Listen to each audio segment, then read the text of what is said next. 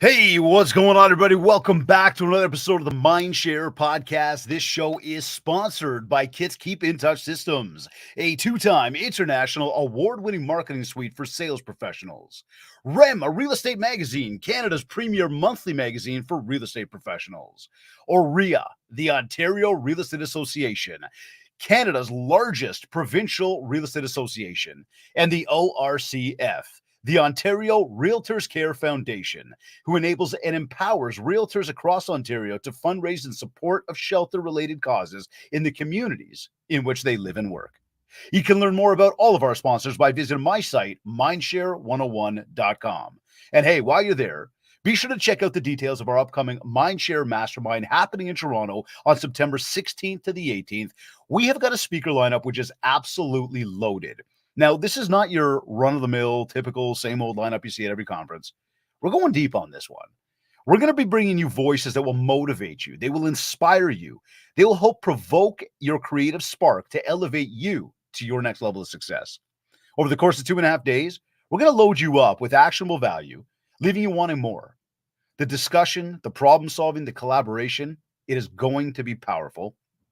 You've been hearing me talk about it. You might have already reserved your spot for it, or maybe you've been considering it. Spots are limited, so do not wait. Book your ticket and tell your closest colleague to book theirs too. Check out the website for details, mindshare101.com. Like I said, this mastermind is going to be powerful.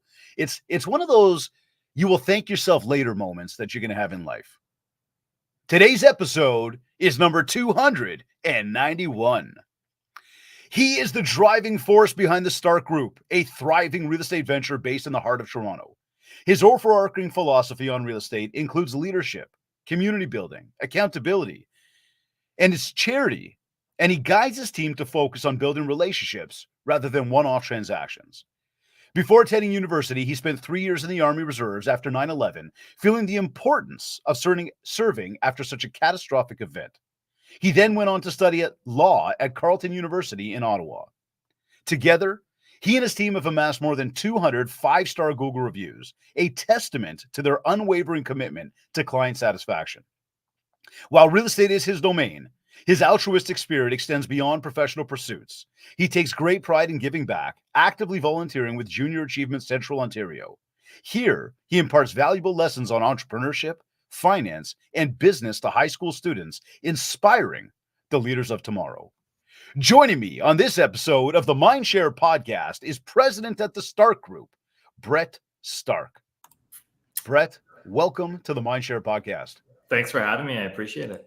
Absolutely, man. Good to have you here. So tell us, man, first off, today is all about helping everybody dominate. So we've titled this one, How to Dominate in Real Estate. Thought this might give us a whole sort of a jumping off point on a number of different, topics of conversation today. But first, how long you been in the real estate game for? I mean, you're not an old dude. So, I've been in the real estate game for some time. I was actually, I started in Ottawa. Okay. And I started in the game in 2011, and I think I officially got licensed in 2015. Speaking of Ottawa, loved hearing you on the stage at the OREA conference there with that radio voice. Appreciate you, brother. Appreciate you, man. Introduced with that. I love it.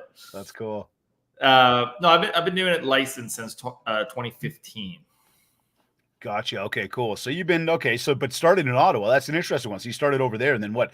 Came to Toronto, obviously, restarting things at that time? Or what? Yeah, exactly. So, I was having a lot of success in the Ottawa market, and I was enjoying myself.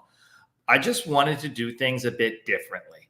Ottawa's real estate is very stable. It makes a lot of sense. It's logical, but I wanted to build a different kind of brand. And I don't think the brand that I was searching for, I don't think the Ottawa community would have gotten behind it like the Toronto community did.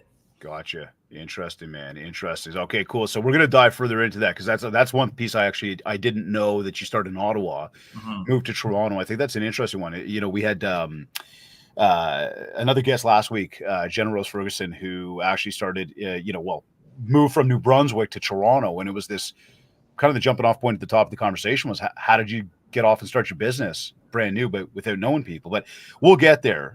Very big, important question I have then is, are you a Sens fan or a Leafs fan? That's a great question. And I have to say that my heart still remains with the Sens. Ooh, And I know the Toronto people aren't going to be happy with that, but just great having you on the show today. Thanks, pal. yeah.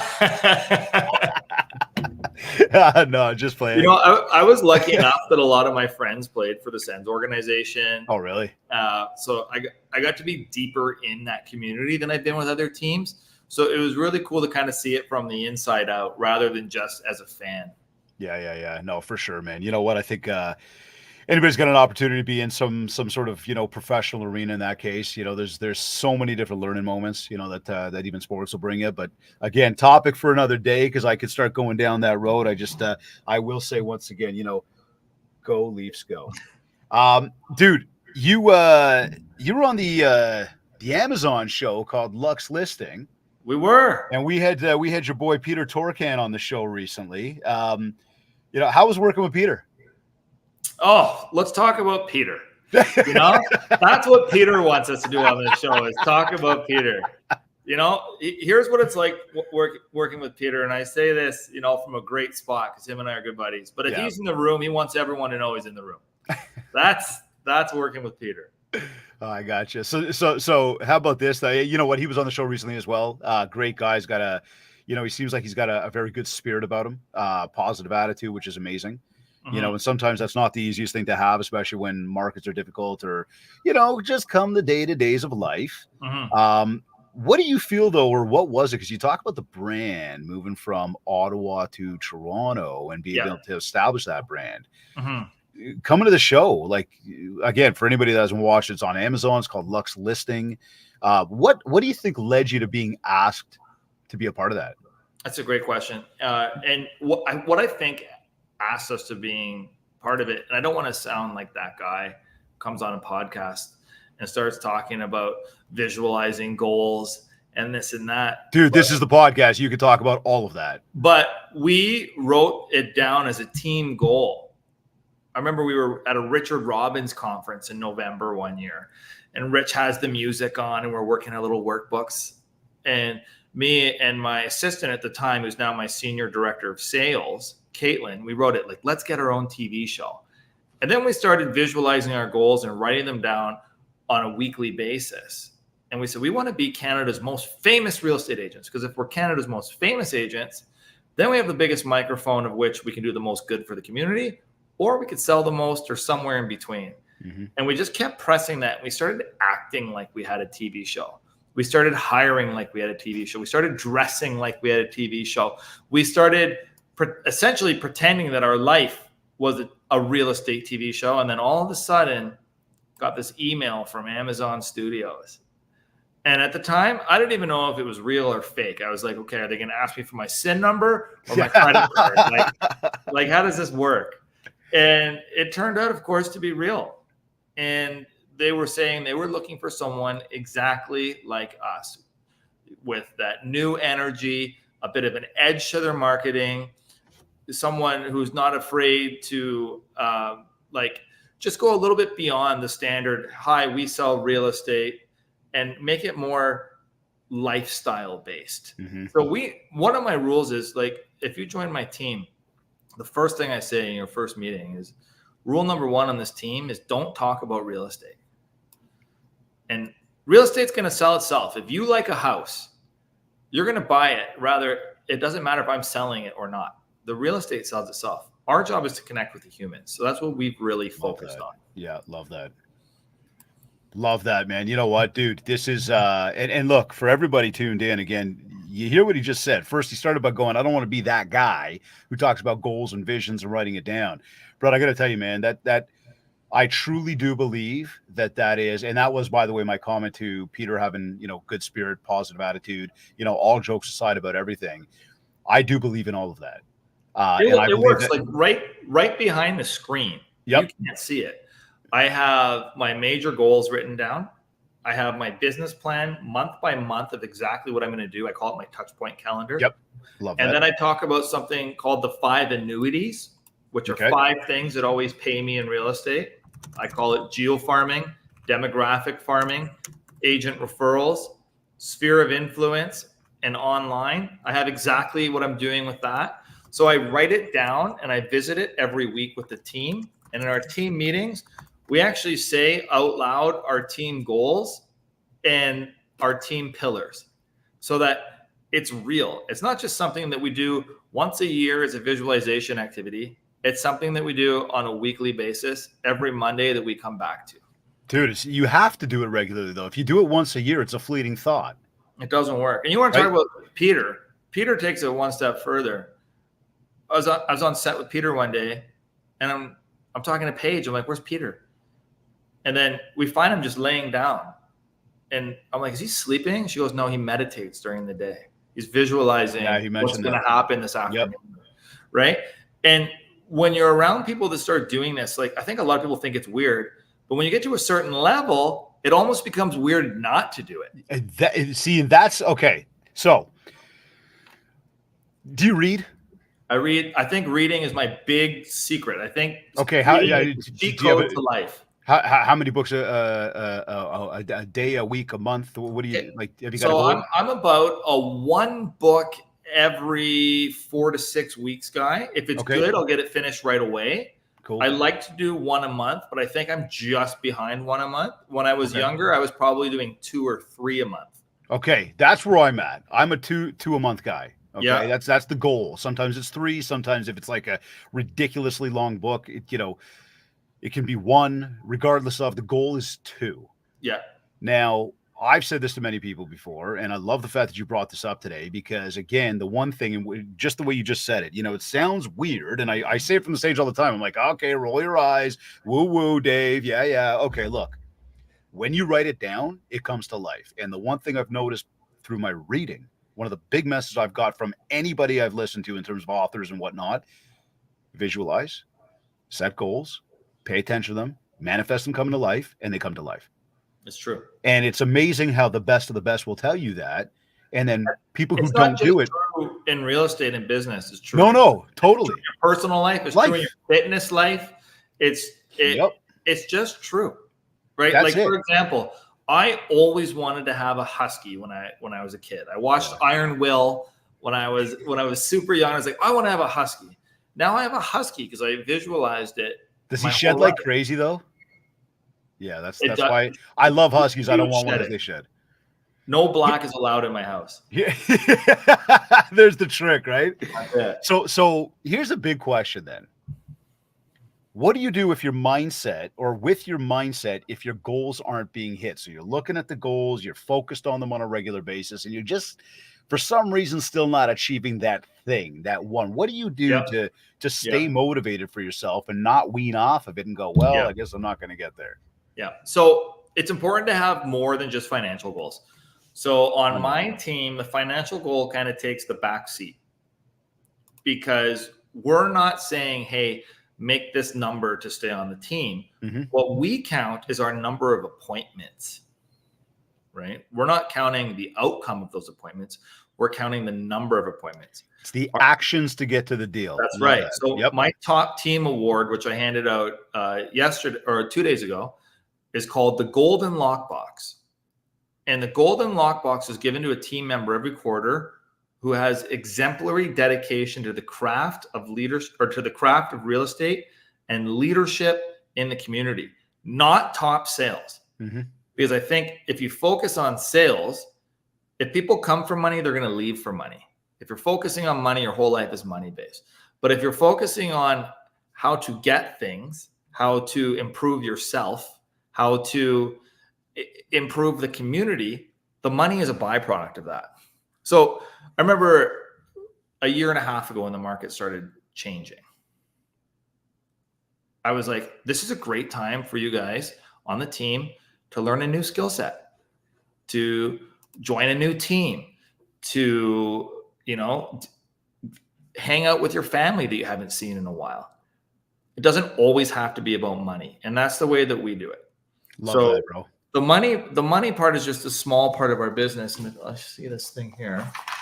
I'll show you what one of our daily things looks like here. If I can pull one up. 1 second. Oh my God. That's right. So on my team here, we do something called the 4-hour transformation shortcut. So what I'm asking for people to do on this team, nothing here is money related. So I'm saying have 5 new conversations, have 5 follow-up calls, do 5 texts, send 5 videos, do 15 minutes of personal development, ask for a review or a referral, write down your major goals, and spend an hour of time on personal care, and then do a daily gesture of kindness and write it down. Would you call those like the non-negotiables for everybody on the team? Exactly. Love that. And if you focus on those, the goals will magically happen. If you focus on helping other people meet their goals, the byproduct of that is your goals being met. It's that simple. You know, we talk about this where everybody wants more time later in life. It's all about time. Yet everybody talks about wanting more money right now. You just said it. It's not even about focus on the money. It's about what we're doing with our time. Do the right things with your time. You will get to the place that you want to get to, whether that includes money or it doesn't. Mm-hmm. And I also think that people hyper focus on money. Like, for example, I have a nice car, but it's 6 years old. Yeah. Right. I have a nice condo, but it was built in 2008. Right. Right. If I renovated my kitchen, is it going to make me any happier? I don't think so. Right. But if I took that exact same amount of money and I took my best friend or my partner or a group of us and went and had some amazing life experience, would that make me happier? Of course. For sure. So that's what I'm focusing on, right? I'm not a flashy guy. I don't need to have the best of this and the best of that. And I think when people get money focused, for example, like if you get your first Rolex, that's super cool. You remember how it feels. But you get your second one and nothing happens, right? It's just like these milestones that people celebrate with money, I think have to do with more of themselves. And if you realize that you don't need as much as you think you do, then it starts coming to you somehow. Dude, it's all, I love where this is all going. So tell me this then, what would you say is a major misconception? Because again, you know, right now our audience that everybody's tuned in right now, we got a ton of realtors, obviously. Love you guys, realtors. My sandbox for the past, you know, my entire life, I guess we'd say. Realtors, mortgage brokers, entrepreneurs, salespeople. You know, what would you say though is that one of the biggest misconceptions that people have about what it actually takes to say dominate in their arena, and we might even say focus on dominating real estate? Like what would you say people are just they think it's one, but you know, you believe or maybe have experienced it's another? I'm super guilty of this because I show a certain persona on Lux listings. Yep. I promote a certain lifestyle. I wear certain clothes. And listen, I do live that lifestyle. I do wear those clothes, but not all the time. Right. Right. And it's not as easy and as glamorous as it looks like it is to the outside world. We only show as realtors the best things. We only show the best things on our social media. I remember I was at a Tony Robbins conference and he was saying when Facebook came out, people started comparing their lives to other people's lives. And when Instagram came out, we started comparing our lies to other people's lies. And I think we have a lot of that in the real estate industry, especially with agents that have come in kind of post-COVID. Yep. And they're focusing on these extravagant broker opens and driving the fanciest cars and wearing the suits, and then they're in rooms with other people like that. But the people who've been in the industry for a while, where are they? What are they doing? They're servicing their clients, which isn't as sexy. They're on the phones, which isn't sexy. They're crafting, you know, new controls, new measures, new emails. The actual sexiness of real estate, I think, was kind of created in the last 10 years by all these TV shows. Yep. But at the end of the day, it's a job about connecting with people. Yep. And then servicing them. And that servicing part takes a lot of time, takes a lot of effort. It's monotonous. And it's no different than If you play on a hockey team and you're out there skating and you don't want to be skating anymore, you got to keep skating. And then you have another practice that day and you're doing drills. People don't realize that about real estate. They think you get your fancy suit, you make 100K, you're off to the races. But I find that, in real estate, really the clouds are the limit for sure. Yep. But there's also no floor. And I think a lot of new agents spend so much to keep up with the Joneses, but there aren't even Joneses. They're keeping up with some version of themselves that they created that I think people don't really connect with anymore.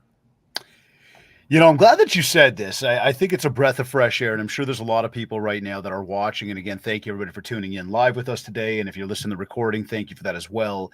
But I do think a lot of people are listening to this with a breath of fresh air right now as to what was just said there, right? There's a lot of pomp and circumstance in this industry.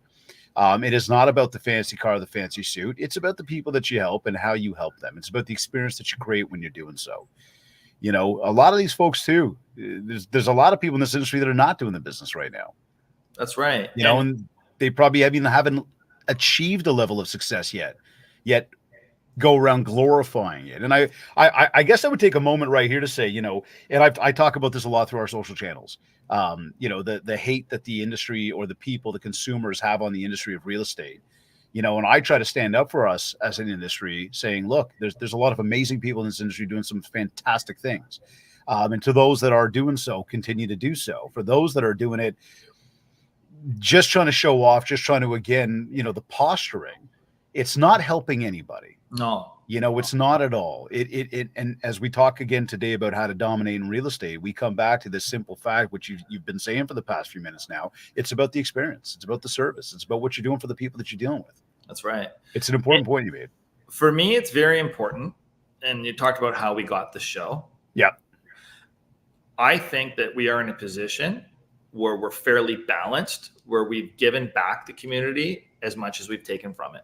Mm-hmm. Right? It's very important to me that when we're doing deals and we're getting a lot of money and we're making things happen, that we are doing that to benefit the community. And an example of that is when we threw the Lux Listings premiere party. We didn't throw it as a party just for us to talk about how sweet we are. We threw it as a community fundraiser for junior achievement. And we ended up raising $20,000. Nice. Congratulations. So we can help the further generation, the new generation of entrepreneurs with their endeavors, right? It's all about supporting the community so that they support you. And I find that a lot of people, because of what they see on TV and Instagram and TikTok and Facebook and at conferences, they create these larger than life real estate personas, and they're just not real. No, they're not. They're not real. It's kind of like a Wizard of Oz. Yeah. So as we're moving in, we're now in the back half of the year, which is, I don't know, disappointing to say. I feel like the summer's already coming to an end and we're just started July. I agree. Time moves fast these days, man. But where do you think we're going with the next rate announcement later this month? No idea. So for sure. I just, nobody has the crystal ball. I actually don't speak about rates at all because I'm not an economist. Cool. I'm not a mortgage broker. It's not something that I can speak on. What I can speak on is saying, hey, we're throwing a volleyball tournament for Camp Bucko, which is a charity for burn victims for children. There's one of the guys on my team is a firefighter. So I'm going to say, hey, I'm going to bring this many people to this event, and that's how many people we're going to connect with, because people aren't moving because the rates are moving up and down. They're moving because personal circumstances. I can't affect the rates, but I can definitely bring people together. And the more people I bring together, regardless if the rates are going up or down, the more opportunity I'm going to have to service people in whatever market it is. So in short, I stay away from any rate conversations, market conversations. I have no more insight of what the rates are going to do than this cup of coffee. That's the truth. I couldn't agree more, man. I couldn't agree more.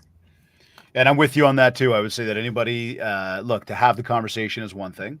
If you're not versed enough or don't even want to venture into it, not necessary. Mm-hmm. Much the same. I could tell you straight, This was a few months ago now, but I remember, and I'd say a few months ago because I was on the driveway shoveling snow, and my neighbor was like, "So Dave, what do you think's going to happen with the rates?" And I straight up looked at him. I said, "Why, are you making a move?" He goes, "No, I'm just curious. Like, what do you think?" I said, "Then it doesn't matter." And that's a big part of it too, right? Is people are going to try to have the conversation for the sake of having it, and it's a topic of conversation. If you want to venture, go for it. Much the same though, I don't disagree with the mindset you got there. But you right? like that answer. I take, and that's like a learning point for realtors too. Instead of saying, "Hey, I think the rates are going to do this," it gives you an opportunity to talk about something else and plug in something where you're doing good.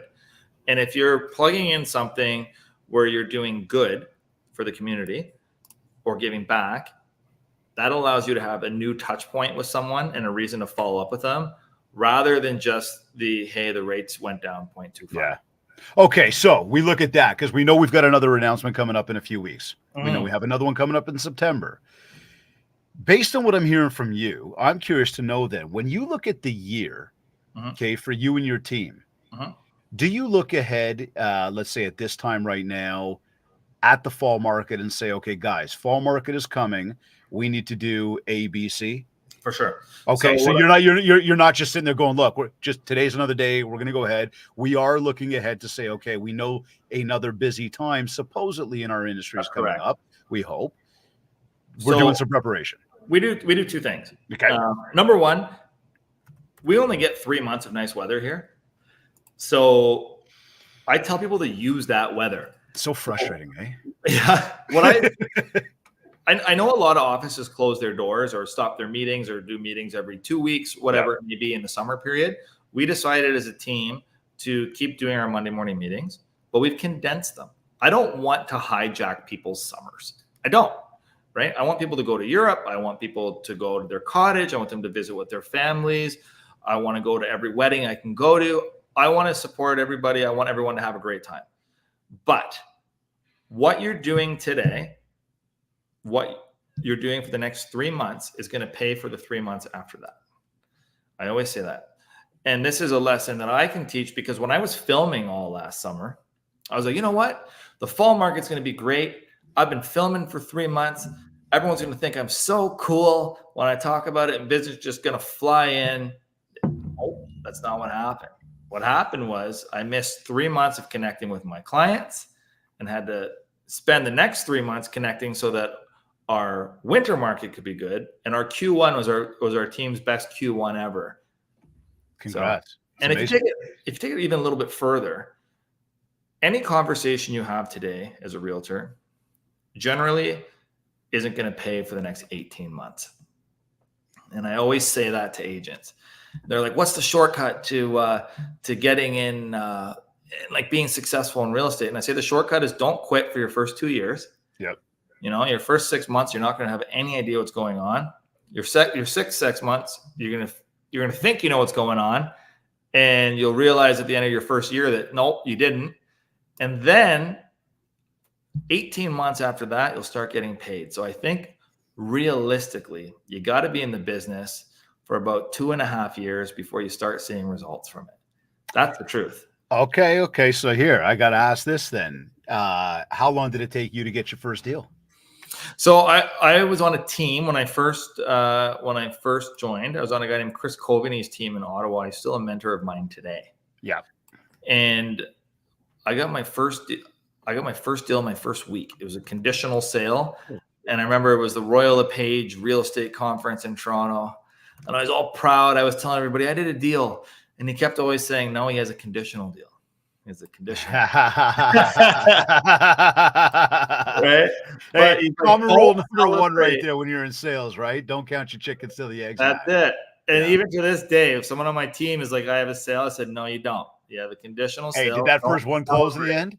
Sorry? Did the first one close in the end? It did, yeah. Okay, cool. It did. So now let me ask you this. What did you do to get that deal? Amazing. An amazing story. Yeah. So I was part of something called Dream Mountains Foundation. So just so all the viewers. This is another community involvement thing? Yeah. Well done. Well done. Just so everybody listening knows. So my team is built on 3 simple pillars: community, accountability, and charity. You need to be an outstanding community member within and outside of the team. You need to be accountable to making a business plan and following it. I'm not picking the goals. People, they're picking their own goals. Mm-hmm. And you have to be actively involved with charity. So years ago, I'm in Ottawa. I'm in this thing called Dream Mountains Foundation. We climbed a different mountain for charity every year. Like actual mountains? Yeah. What mountains? Everest Base Camp, Kilimanjaro. You climb Mount Everest? Just base camp, not the whole thing. Okay, but still, that's cool. Yeah, and we did it to raise money for charity, and one of the charities was Dreams Take Flight.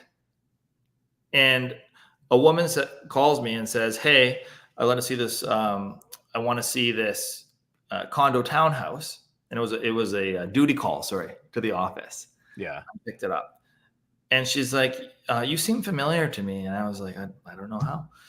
And she goes, "Are you part of Dreams Take Flight?" And I'm like, "Yeah, I raise money for them for charity, and that's where we take people who couldn't afford to go to Disneyland. They go to Disneyland for the day, or Disney World, sorry."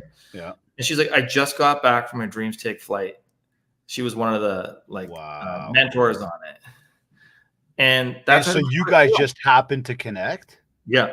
Wow. And that's why she trusted me. That's cool. Because I was just a random guy opening a door. I barely knew how, right? I didn't know if the alarm was going to go off. I didn't know, this is my first week in the industry. I didn't know what was going to happen. Yeah. And she connected with me on a charitable level. And I never told her she was my first client until about 10 years later. Hey, she was a client in the end, right? That's it. Her name's Virginia Gluska. I remember I brought her on stage at my Christmas party a couple of years ago. And I let her know in front of everybody she's my first client. That is so cool. How many people on your team right now? There's 18 of us on the team. 18? Yeah. Okay. And I'm a partner at Rare. And I believe we have 86 agents at our office. Very cool. Very cool. Now, in terms of, so this is your team. You've started the team. You got 18 people. Uh-huh. I guess when I look at, marketing and I think this answers itself already, but I want to dive into it because part of building MindShare very much is around, what do we do and actually get out there? I mean, you talk about raising money for charities, I could tell you, I could go down the list of different channels and say, how do we leverage those channels to get the word out? The reality is at the end of the day, we're putting a word out. People still need to take action. That's right. What are you seeing, just to be more specific in the marketing part of the conversation here, to help everybody tuned in? What are you seeing as your most effective marketing channels? Phone. Thank you. Now, hold on. I got to get clear, okay? Because we are on video right now, but there are people listening that, as this is show. He just held up his phone. But let's get specific here. Does holding up that phone mean going online, going on the internet, doing email, doing social media? Or does it mean picking up the phone and calling people, Brett? Both. So for sure, there's going to be an element of both. It depends on the age. Yep. So I would say that the phone has really died with people under 27, 28. Okay. I find if you're calling them, it's for to let them know there's a natural disaster coming, right? There is a tidal wave that's about to hit your house. That's why I'm calling you.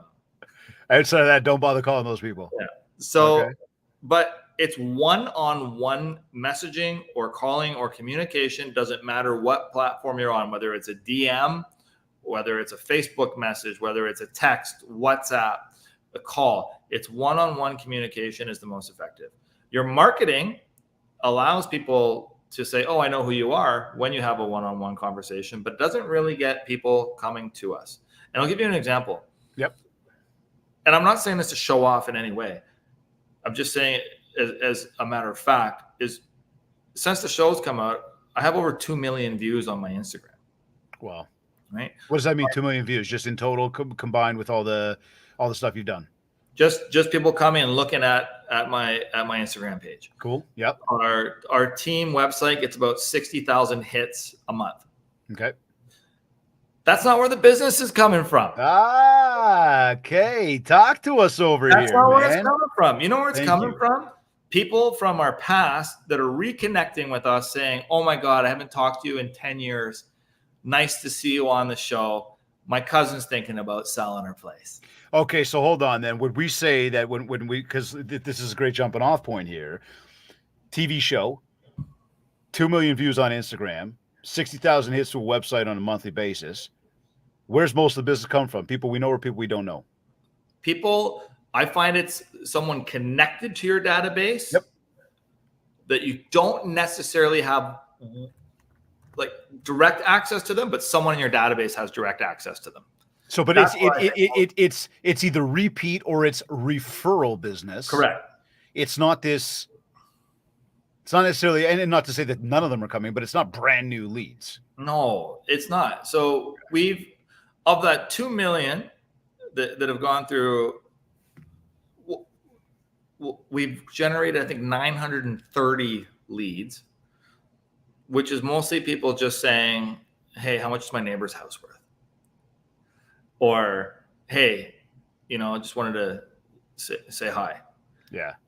Conversion rate on that stuff? 2%. Okay. Max. So are you an online lead guy? Like, did you do the investment into that shit? I have. Okay. And tell us. I have so that I can give it. So here's what I say. Yep. I say leads are fake. Leads are a myth. Everyone is searching for the Loch Ness lead. Ooh, the Loch Ness lead. It doesn't exist. It's not real. Everyone says, I want more leads. No, they don't. If I look at my team's database, including myself, so I'm not innocent of this. Yep. And I'm looking at if I'm given leads the same amount of time that I'm giving someone in my actual database or my sphere of influence, it's not even close. We want to talk to people who have been referred to us by our grandma because we know that deal is going to close, right? We know if our A+ mortgage broker who's given us 6 or 7 deals in the past is giving us a deal, this one's probably, they're getting our attention. SpiceGirl1234@gmail.com. She's not real? She's not real? She might not be real. And it's just, people spend so much time choosing fonts and color schemes and Adobe overlays and sounds and what their brand's going to feel like and what it's going to look like. It doesn't matter. It really doesn't matter. I'm going to say this out loud. I don't even know what font our logo is in. I don't know. Okay. I would double that. Zero clue. What I do know is that I ask everyone to ask for a testimonial or referral every day, which is why we have so many Google reviews. Gold. Which we said, I think I read off the top over marketing. 200. That's right. That's marketing. Yeah, when you have community members saying, hey, these guys did a good job for us. That's marketing. What's your thoughts then on picking a niche market as we talk about working the database? We talk, and I love that we just called out online leads because I think they're a bunch of bullshit. I mean, online leads are a competitor industry with realtors. They're not our friends. They're our competitors. They're here to take our money. Yeah, but I don't even believe all those. I mean, you just said it, Barbie Girl 123 or whatever you called it there. Like it's not real. But how many of these people can be out there? And here's the thing. Do you think when these online lead companies, I'm sorry to all the online lead companies that are listening. I don't agree with this stuff. I'm telling people straight. When they're having their Monday morning meetings, are they saying, all right, here's what we got. We got these leads that are worth, we're saying they're worth 25 grand because, $1 million, their agent's going to make 25 grand from it. Let's sell them for $40.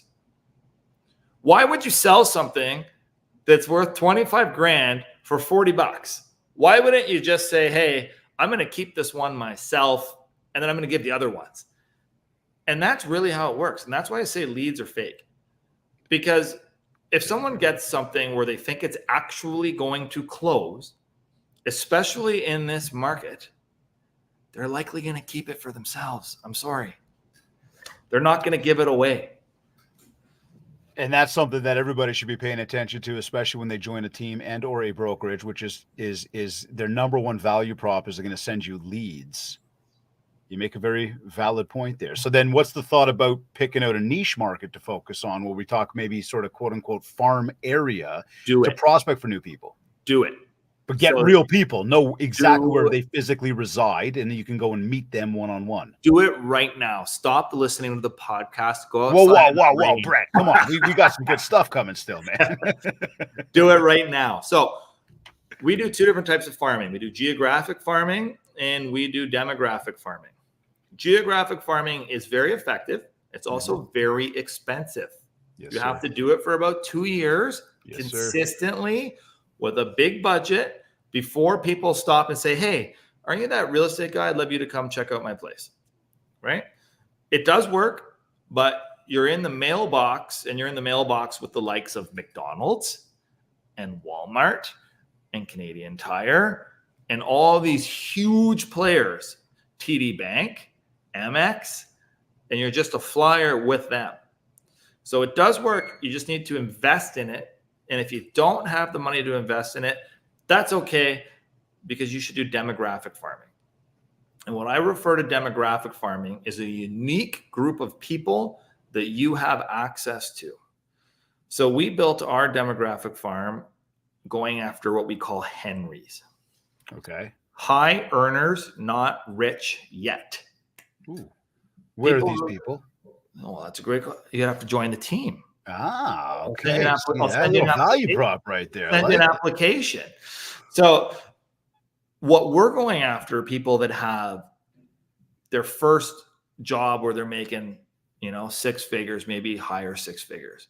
We're going after people who have just sold, they had their starter condo. Now they're selling it and going into something else. We're getting 2 sales out of it, not just 1. And they're really connecting with other people like them, which are generally people that have a high level of accountability, a high level of community involvement, and are involved in some sort of charity, because that's probably how they got in that position in the first place. So that's how we connect with them. Like that. And we show a certain lifestyle that they connect with as well. You got to remember, we serve a lot in the downtown Toronto market. We also serve a lot in the 905. But when we're showing the downtown Toronto market, we're not selling a 575,000 or 575 square foot condo. We're selling the lifestyle of the neighborhood. Yeah. We're selling what you can be if you live here. Listen, I just put out a video the other day about Red Bull, the drink. Yeah. Red Bull doesn't sell Red Bull. No, they sell that amazing lifestyle, coolest marketing ever. That's what it comes down to. They've created a lifestyle. Their whole thing is about, like, quote unquote, making cool shit happen. That's right. That's what they do. And because of that, they're attached to it. And so again, where I parallel that, if anybody's like, whoa, where did that come from? We're not selling the condo. We're selling the lifestyle. We're selling the lifestyle. What's going to happen if you move here? Are you going to have, all of a sudden you just jump on the streetcar, you get to work in 10 minutes? Right. Now you have an extra 2 hours a day. Right. Now you can go to the gym for an hour. Now maybe you can start dating, find that person you've been looking for, right? So tell me this then. In terms of, I like the fact that we brought up the farm, the demographic, the geographic. How much emphasis are you putting on your CRM in a day? I just love that question so much. I am putting, and this is for my whole team, so much emphasis on our CRM. I only work out of my CRM. Likewise. I don't even have, so my workflow is very different than a lot of people. Mm-hmm. I only have whatever tab I'm working on open. So I might have MLS open, and I use Follow Up Boss. I don't say, is it the best or not the best? I don't know. But I use it because that's what I use. And that's what I get my team to use. And every conversation, everything we do is logged in Follow Up Boss, so that in 3 years, when client, let's say David calls me, I say, hey, David, how's little Jimmy's right arm? Is he still playing for the Toronto Marlins? Oh, he's doing great. Glad to hear. It allows you to have those conversations, because there's no way you're going to remember everything 3 years down the road. No shot. So, and there's the play that a lot of people don't. A lot of people don't think about, you're not going to remember it all. Let the system remember it for you. Always plan that next follow-up. All of a sudden, I'm going to see Brett pops up in the CRM. Why am I calling Brett today? Well, let me look at the notes. Oh, I scheduled to call Brett today. Brett doesn't know I'm calling today, but I'm going to call Brett. Hey, Brett. And there you go. Have the conversation together. You got it. I got a jumping off point from the last call. And it's not about calling to get the deal. No. It's not about calling, hey, Brett, so are you ready yet? Do you want to sell now? No, okay. I'll try you back in a few months then. Thank you. It's not that. Here's my point. We've been talking for 47 minutes today. Yep. We haven't talked about the real estate market. See? That's the point. It's the conversation's powerful right now, and I hope everybody's taking some serious notes here. So now, as we talk CRM, then, are you a calendar guy, or do you just like fly by the seat of your pants? Huge calendar guy. So love it. Anyone on my team, and it's probably annoying for them, but if you want, they're sitting there nodding right now. They're like, they're listening. They're like, yeah, it is. If you want to chat with me, I'm absolutely happy to do anything for anybody on my team as long as they schedule it in my calendar. And I use Calendly. My whole day, I look and I say, oh, here's what I have to do. I have all these rules made. So if there's a seller consultation, I always give myself 45 minutes at least to drive to it. My whole day is super organized so that I can serve other people better and do what I want to do at night. I love this, bro. Okay, so here it is then. Do you know Jocko Willink? He's a Navy SEAL motivational guy. He writes a couple books. Oh, maybe. He goes, discipline equals freedom. And I 100%. I love that. 100%.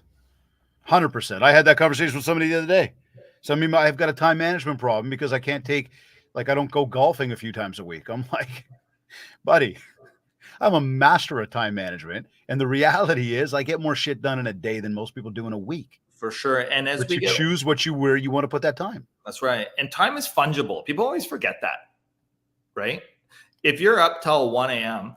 and you're 11 p.m. till 1 a.m. is Netflix time, and then you're waking up a little bit later, let's take that Netflix time and put it in the morning between 7 and 9.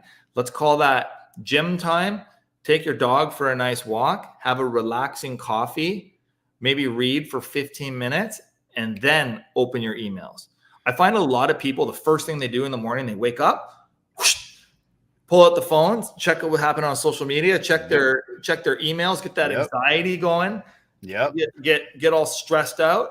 What I do, and this is a really good tip actually, and I started doing this about 6 months ago, is I don't sleep with my phone in my bedroom, and I have it on Do Not Disturb. Good. Right? And I'm not a super early riser. I don't go to the gym until 8. Right. So I wake up at 7:30. I have my nice cup of coffee. I hang out with my dog, and then I go to the gym at like 7:55. I walk over, and then I start my work day at 9. Well, I was gonna ask you that. Like, let's fly up in the sky in an air balloon together right now, and let's look down on what you do in a day. What would, and this is giving everybody here that's again tuned in some insights here. What would we see in regards to where you spend most of your time? What would it look like to people there? And look, let's go back almost 47 minutes now when we talked about the goals and sort of brought that part up and said a lot of people go for the monetary. It's really not about that. It's so much more about helping and doing and the personal, which I'm completely in alignment with you on. So give us a sort of a glimpse of what that day looks like. Can you do that? Yep. So 4-hour workday. Here it is. Yes, sir. So what I like to do. 4-hour workday. 4 hours. That's it. Cool. Yep. Because your clients, when they start taking your time from you, that's not your work day anymore. You're on their day.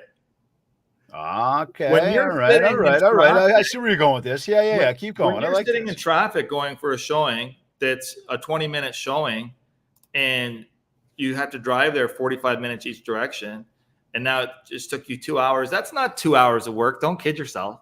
That's 15 minutes of work, right? So you got to use that time. Unless you're making phone calls, which you could be making. Because if you tell me you got no time to make your calls, and while you're driving, roll up the windows, turn down the music, and get on the phone. Or listen to a podcast or an audio book. That's your time to learn. Right? I'd say listen to the MindShare podcast. There you have it. So first thing I like to do, I go over my follow-up boss hot list. Right? Clients that have that I have to connect with that day that have something active going on or who have recently visited our website. Follow Up Boss sends me a list of them every morning. That's number one. Number two thing I do, I click through my active clients and make sure they're being serviced the way I said they were going to be serviced. Okay? So that's two things I do right off the bat. The third thing I do is I use School for our team's platform for our like communication. I don't know if you're familiar with it. It's like, it's kind of like learning media instead of social media. I'll invite you to it after this so you can see it. Yeah, cool. So I have online courses there. It's how we communicate. It's how we have polls. I check School, and I make sure that I'm giving value to the team and to other people in our group in those communities. And then I message 3 agents, whether on the team or not, to see how I can provide value. My rule is act like you're someone's broker until you are. Okay. And then I check my secondary. Hold on, sorry, Brett. Pause 1 second, guys. A few minutes ago, I asked him how many people on the team. He said 18. Notice what he just said now. Sorry, keep going. No problem. See if people are taking notes over here. Yeah. So act like you're. Because people always say, "How do I grow a team? How did you do that?" Yeah. Act like you're a broker until you are. Yep. Give them a little bit of value. Help anybody along the way. Right. And eventually, you give enough value, they're going to say, "Hey, you're giving me more value than my current team or current brokerage. I'd love to have a conversation." Because I am not in any way the kind of guy that goes out to poach people from other teams or brokerages. We're all inbound. We're all inbound. I'll help you with any problem you have for sure. Mm-hmm. But I'm not going to say, "Hey, you should join our team." In fact, I do the opposite. I say, "What's your favorite thing about your current team or brokerage?" And then I see if it's something awesome, I'm like, I'm going to see if I can take that and bring it into my team. I like that. And then the last thing I do before I get into my showings and my emails and all that stuff that becomes monotonous is I check my secondary messages because I find there's always little nuggets of gold in there, right? Your secondary being such as what? So it's your DMs, your DM requests, your Facebook messages that you never look at, your WhatsApp groups that maybe you never look at, a WhatsApp group that you never. I find that when you do look, there's always something there. So, and that's my daily flow, and then whatever else happens. Gotcha. And then are the evenings usually spent doing a lot of socializing? Yeah. So I try to go to, and this is going to sound crazy to a lot of people here, I try to go to 4 or 5 networking events a week. Oof. And I consider that my work day. And how do you find these events? Eventually they start finding you. Fair. But it's through your community. It's through the people you already have in your phone. And they've probably invited you to them in the past. And when you say no a couple of times, they stop. We want to make sure that they're inviting us. So what I like to do is I say yes to as many things as I can. So for example, tonight I'm going to the Fly Me to the Moon premiere party. It is what it is. Enjoy it. That's where I'm heading. Enjoy it, bro. Right. So is there a big secret, a big magic pill that no one knows about that you have found in this industry to be successful? Yes. Oh. Yes. There's a super magic pill. Yeah. Yeah. What is it? And it's this question. Would you buy or sell real estate from yourself? Would you use yourself as your own agent? Yes or no? Actually, based on your habits, based on your level of education, based on your influence, based on your skill set, would you use yourself as an agent? And if you can get that answer to yes, other people are going to use you too. I didn't expect that answer. That's the answer. I didn't expect that. Bro. So, okay, if you could start the business all over again, square one, knowing what you know now, would you change anything so you could dominate even more? What would I change to dominate it even more? You know what? And I'm not saying that other people have it easier than us. Mm-hmm. It's very hard to sell in a marketplace where you can't put a sign down. So when you're my office is right on King Street downtown. Mm-hmm. But any of our market share is on the internet. People need to see us on the internet. I would like to, if I started all over again, I would start in a community where I could have physical signs in the ground, because those for sale signs and those sold signs are just such incredible marketing. And almost every time that we probably a third of our business is freehold, and probably 2/3 of our business is condos. Yeah. Maybe 1 in 3 times we sell a condo, someone will say, hey, I saw you sold a condo in our building, we'd like to sell. But almost every time we have a sold sign in front of a house, someone reaches out to us. So that would be one thing I would switch if I could do it all over again. I like that, bro. So we spent a lot of time today, obviously, again, talking about how to dominate in real estate. And gotta tell you, it's been a real fresh, enlightening conversation. I like the mindset. I love the message that you delivered here. I think for everybody tuned in, again, as always, I tell you guys, always take notes, because you're just getting a ton of amazing substance from some awesome people. Brett, I really like the attitude that you bring to this game. And listen, dude, I've been, professionally doing this for about 2 decades in this sandbox. I grew up in it though for the past 4, with my father being in it, when I was young. I've watched some of the best build their businesses well before social media, the internet, cell phones, you name it. And what I do believe is true is that a lot of those old school tactics are still exactly what works today. Hence, as you held up your phone when I said, what's your best marketing channel? And you were basically saying, hey, 1-to-1 communication. For sure. And that's something that has never, ever changed. And we can see that that's obviously what's brought you a ton of success out there. And I congratulate you in a massive way.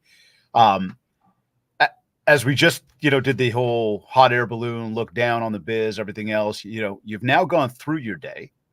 It's the end of your day. How do you know it's been a successful day for you? How do I know it's been a successful day for me? If I'm excited to get up the next morning. I find that I'm always unfinished. There's always something where I'm like, I get these ideas always at like 11 or 12. And I'll email myself the idea.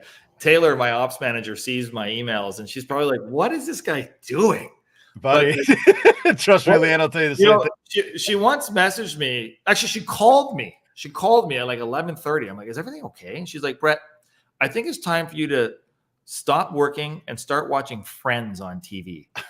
Just put on Friends for a bit, right? But if I'm excited for the next morning, that's when I've had a successful day. Like that, man.